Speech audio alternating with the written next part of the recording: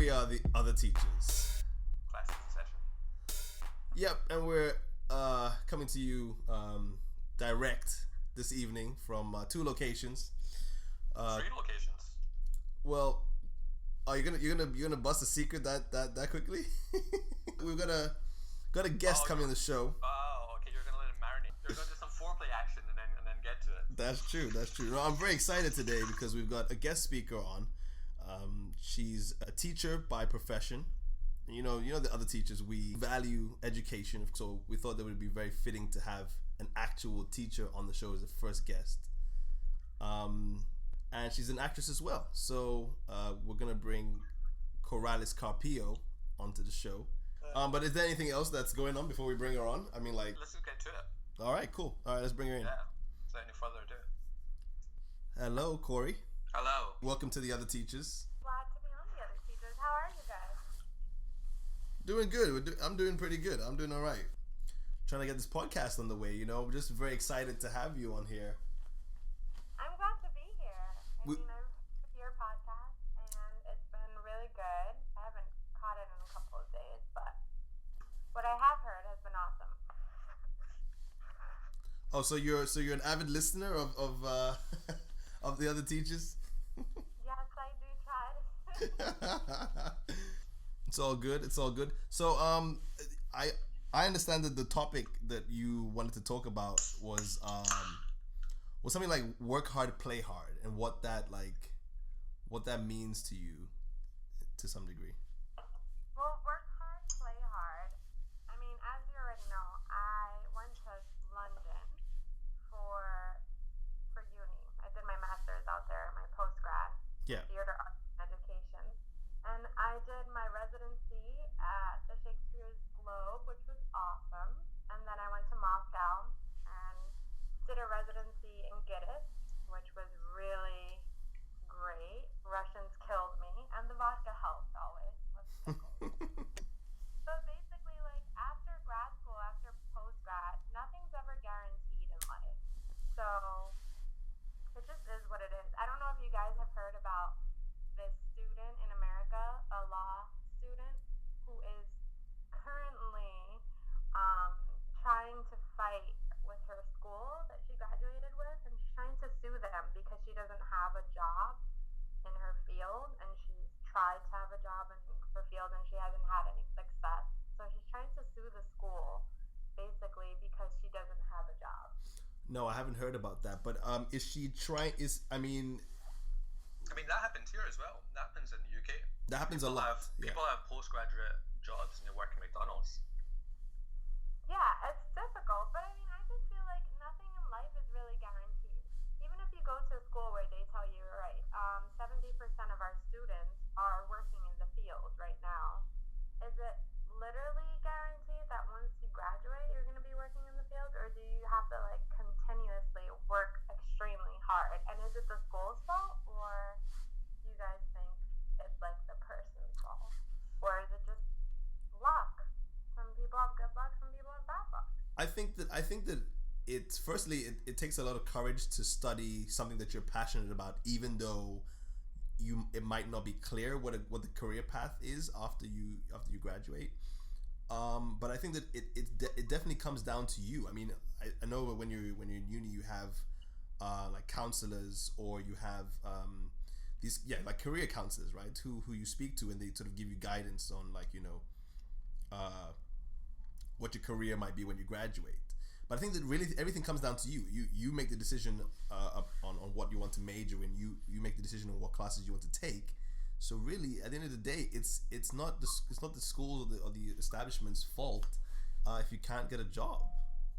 I know, that's how I feel. Yeah. So when I read this article today, I started chuckling because I was just like, wow, welcome to life. Like, what did you expect? To get handed a job straight out of school? I mean, some people are lucky enough to have the opportunity, but some people have to work a little harder or change their plans or kind of alter the whole idea of what you thought you were going to do to get to the goal and not give up. Yeah, exactly. I mean, I think that if you are passionate about something, I mean, yeah, maybe it might not come immediately, But this is also where you need to be patient, because I mean, I remember being unemployed for like 7 months at a point. Oh, crap. Yeah, That's 7 months at a point. And this is with a master's degree in IT. Okay, and I couldn't even get a job at Starbucks. So I mean, at such points, you might feel like, it's really, like, the show's over, or you're never gonna make it, or things are never gonna get better. But I mean, this is like, it was right at that 7 month mark that I got, like, a job finally, and was taken out of that slump. But I mean, this is the thing. So things may not go as you always plan them, but if you're patient and you're persistent, I think that plays a very big part in what happens to you. What happens in your story. Yeah, and I also think you have to know who you are. That's like something that you just have to know. Like, are you that person who's a go-getter? Are you that person who's going to get another job while still pursuing an, a passion that you have?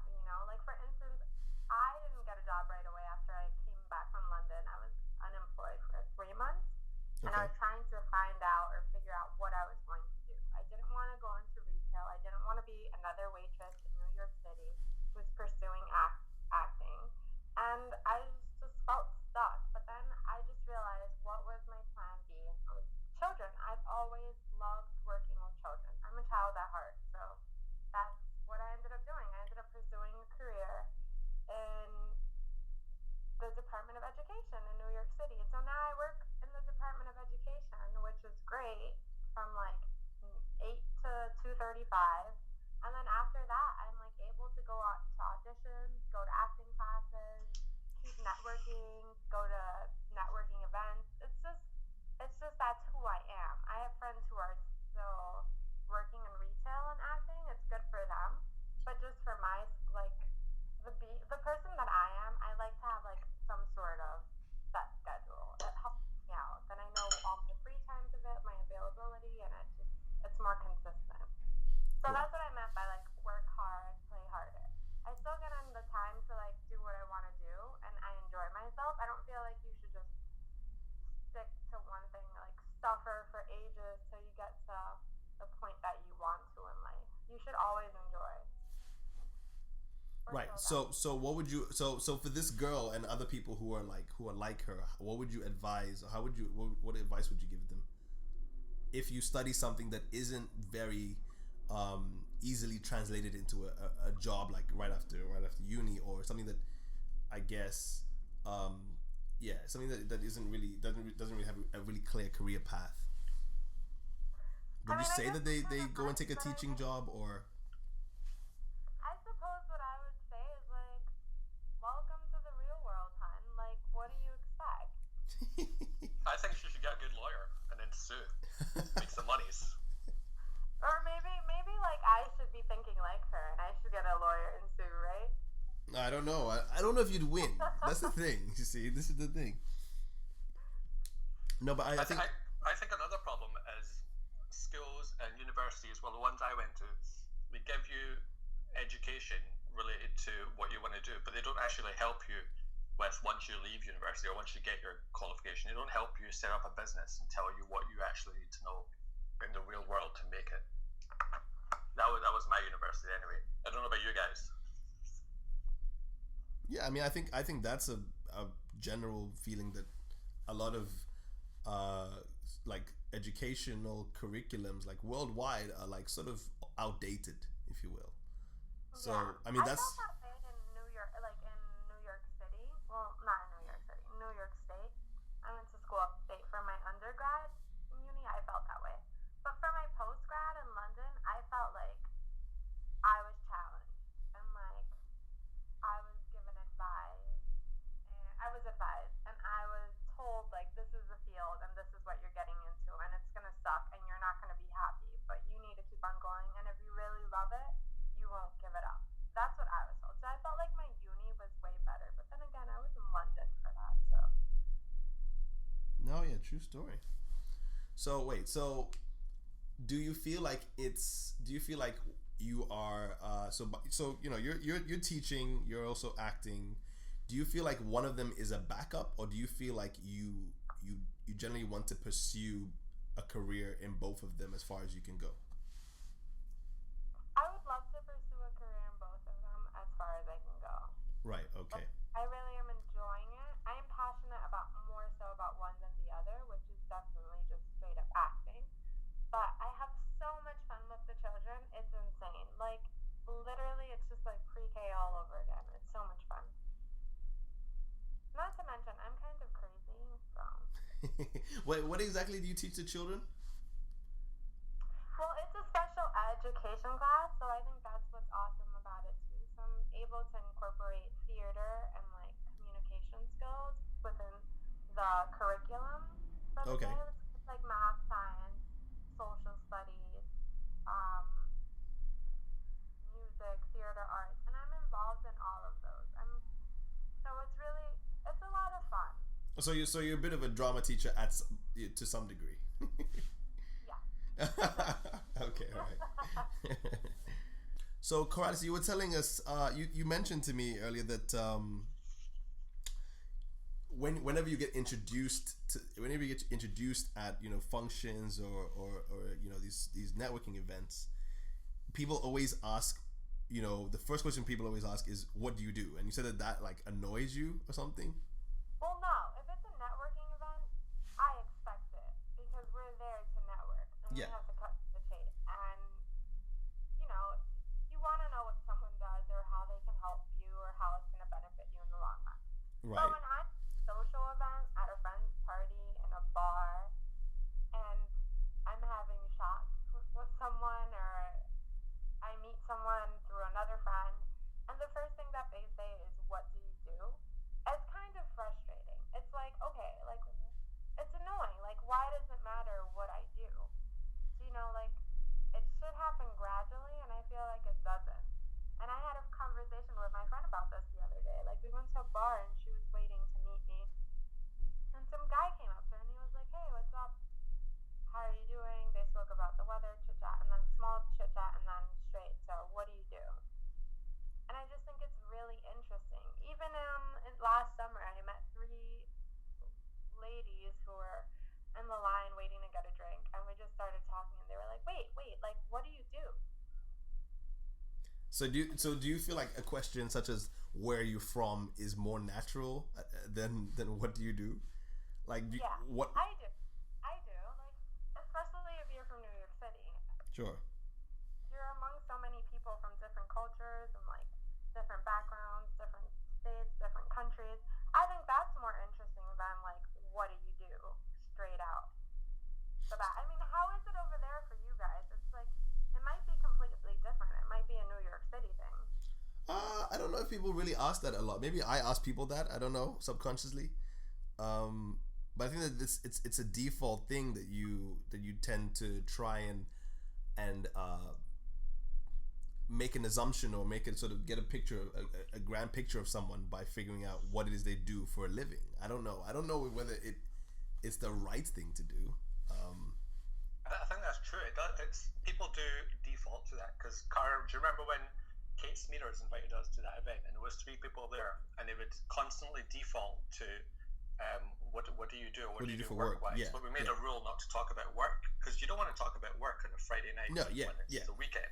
But they constantly had trouble because they would default back to that.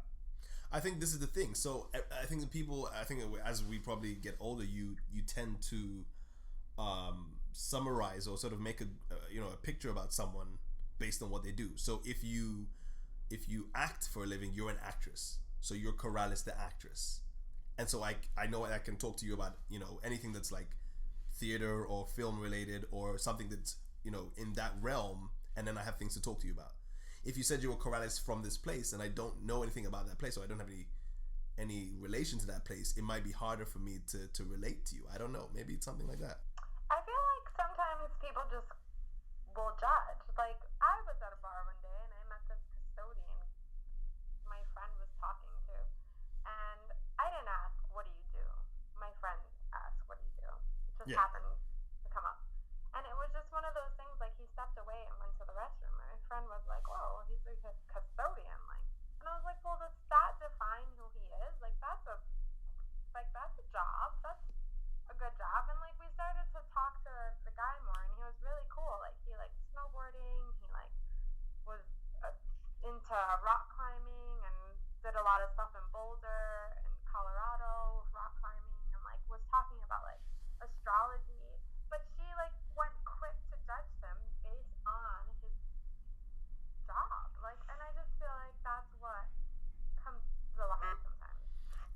it may be. I mean, I see what you're saying, but I think it may be also that people who are proud of what they do, or people who want you to know what they do, simply ask you what you do so that you can ask them back, so they can tell you what they do. Well, that's true too. That might be it. Like if I'm a lawyer and I meet you, I'll just be like, what do you do? And then you'll tell me, yeah, what do you do? I'll be like, hey, I'm a lawyer, all right? I just think it's kind of interesting, like as I've gotten older, that's like the go-to thing. Yeah. I think that's pretty much what the case is that people are. One of the things that we use to judge people is your career, because it takes up majority of your time, and if you don't know someone, it's, I guess, one of the ways you can suss them out to some degree. But I mean, obviously, your career shouldn't define you, and I guess it doesn't define most of us, or it shouldn't define most of us. But for some people, that's where they get there. That's how they get to know you, I guess. I suppose it's true, yeah. So, speaking of getting to know someone, one of the really good ways you can get to know someone is if you go downtown. Define what you mean by going downtown for those that don't understand. So going downtown, as some of you would know, is oral sex. Oral sex, people. Corey, I think you wanted to touch on this. Yeah, I mean, do you guys go downtown? Professor J? I'll let you take the lead in this one. I think it depends. It depends on who you're with, the person, the scenario, the situation. I always wondered about that. I have this friend, and he's like really sexual and loves the ladies, and it's a complete turn on for him apparently to go downtown because he loves giving the ladies pleasure. But that being said, I was just a bit like, I don't know, taken back, because I was just like, what if you don't know her that well? Like, what if she doesn't groom herself? Or what if she just came from the gym and she was going to hang out with you? I'm sure he'll find that out after 30 seconds of doing it. Yeah, he's like all for it. And I'm just like, I don't understand. Yeah, I think for guys, yeah, you can definitely get pleasure from it, but it has to also have be pleasurable for the guy as well. So a guy would do it if he's the type of guy who gets pleasure from pleasuring a girl in that way. I think that, yeah, definitely the grooming and the hygiene thing is like a big part of that. Yeah, because I mean, for me, I'm like super picky when it comes to that. That just doesn't happen for everybody. Not everyone gets the I don't know. Wait, what are you gonna say? I was gonna say something, but I probably shouldn't say that. But yeah, no, it's not a every woman type of scenario down there. But then, what about on the flip side? What about for guys? What about for guys? What about girls giving oral sex and guys? The same thing about hygiene. All the same rules apply, no? Yeah, I would think so, definitely. Yeah, but for guys it's easier, right? Guys is just, I mean, you just have to do what you got to do in the shower. It's cool. It's not like it's not as tricky for girls, because girls have like a lot has to go on down there, right? Like whoa, time out. Like girls got to take care of the scent, the hair. And what about guys do that as well? What about the pH levels going on down there? Well, I mean, guys have to take care of themselves as well. Yeah, but there's no acid. It's not gonna go down there and get killed. Actually, someone can go down there. There's too much information. I think it's necessary that you if you're in a relationship, you explore these things. I think it's definitely something that you need to consider, because I mean I see no problem with it. I see no problem with it, getting it, giving it, but definitely everything down there has to be prim and proper if that's gonna happen. Well, I think that depends on you. I think some people don't like prim and proper, apparently. That's true though. There's a few people that I know that don't do it regardless of hygiene. Is that you? Are you talking about like yourself? What's that? Are you talking about yourself? No.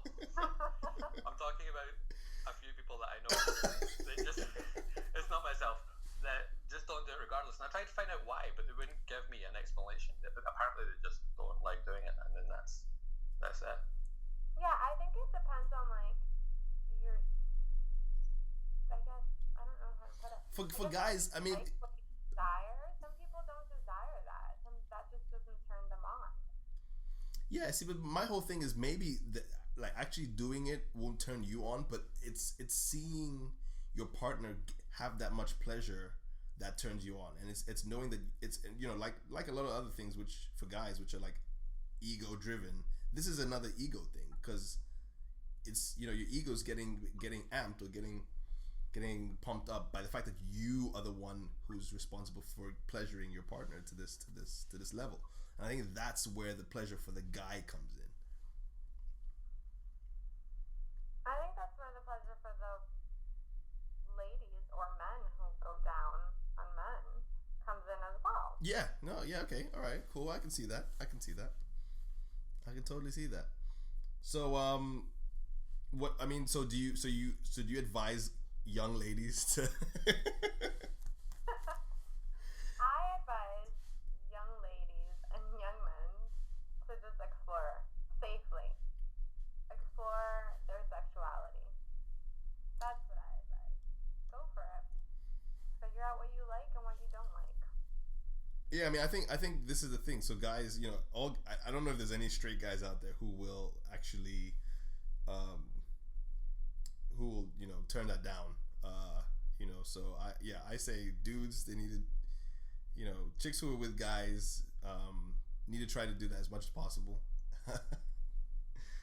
And or with guys. What?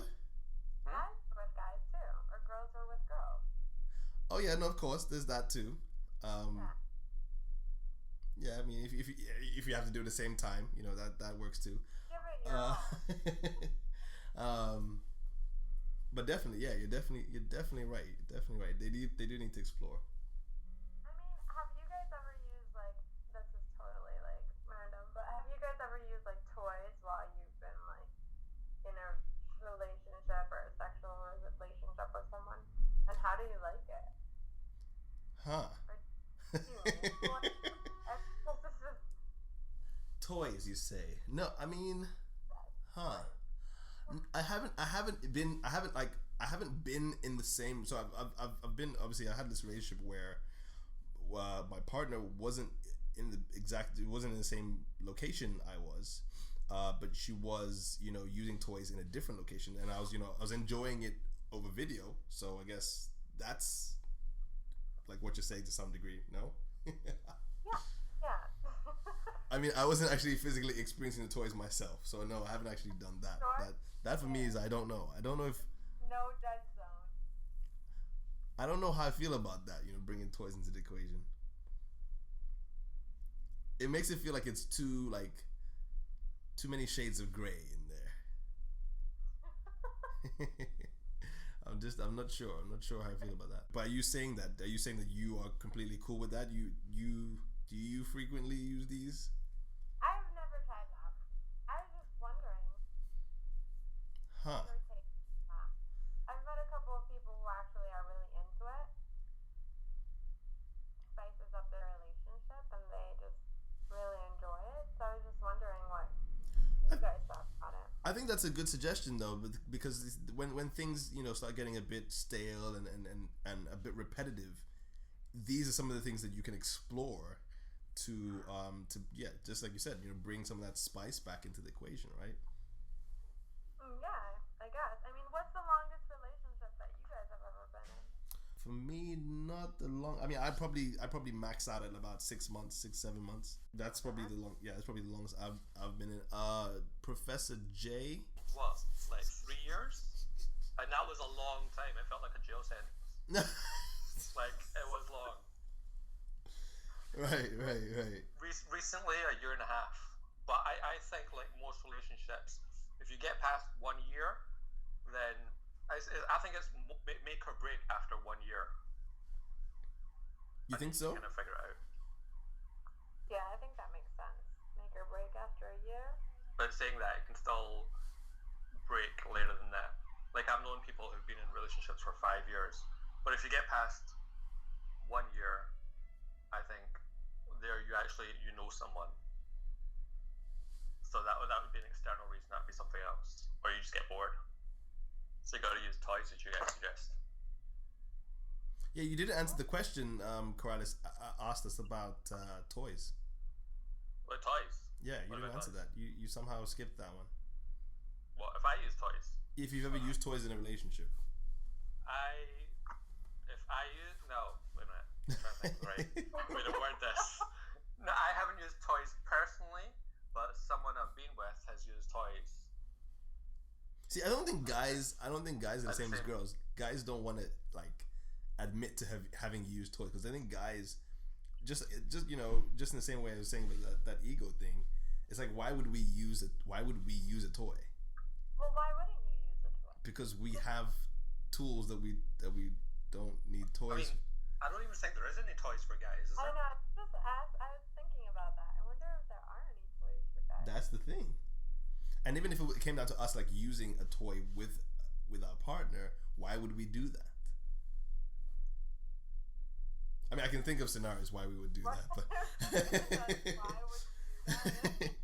That's like instead of driving your own car, you play a game driving a car.